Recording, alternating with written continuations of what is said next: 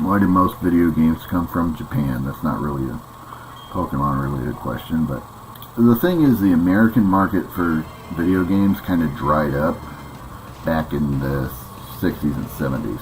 Ooh, and Marowak. I might catch that. That's hashtag Gen 1. 70s, the arcade boom, you had a lot of American companies. You had a few Japanese companies getting in on the market, but it was mostly a thing over here that you wound up, well, or rather, arcades basically ran out of real estate. They couldn't put in new arcade machines all the time. So, even though people would make new ones all the time. So, it wound up busting because nobody was buying arcade machines anymore. The same thing kind of happened with the Atari. Is stuff went ridiculously crazy because Atari didn't bother to license everything that got put on it.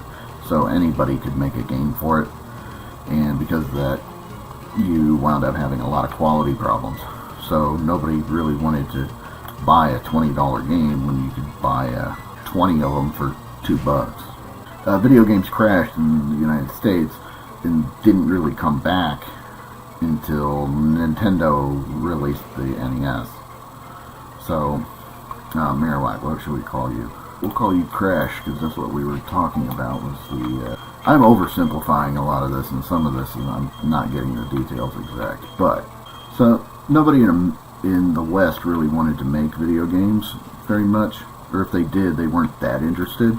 But Japan, it started booming. So Nintendo wanted to get the West back in on the action, so that's where the NES came from. So because it was more of a Japanese thing, for a very long time it was mostly Japanese companies that ended up making the games.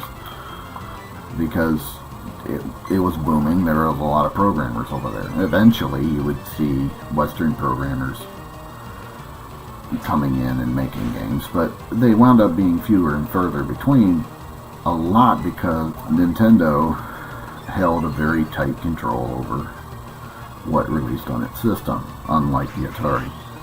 So, tended to favor Japanese companies, mostly because they're people that Nintendo would work with on a regular basis over there. They would know something about them.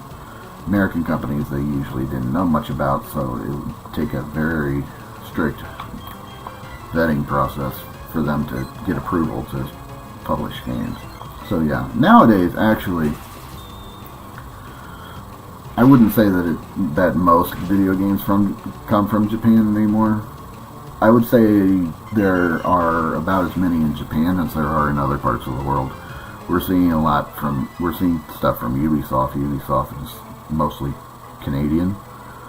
We're seeing, American companies like Activision and Blizzard and EA making games. And some of their development teams are from different parts of the world too. So we live in an age where, even if the company itself might have originally been Japanese, or maybe some of the people that are working for it now may actually not be. Best example of that is Crystal Dynamics got folded into Square Enix. Even though it's it's a combination of two Japanese companies. Actually has a production house that's in Canada? I think it's in Canada. But until next time, dudes and dudettes, stay cool, stay hashtag Gen 1.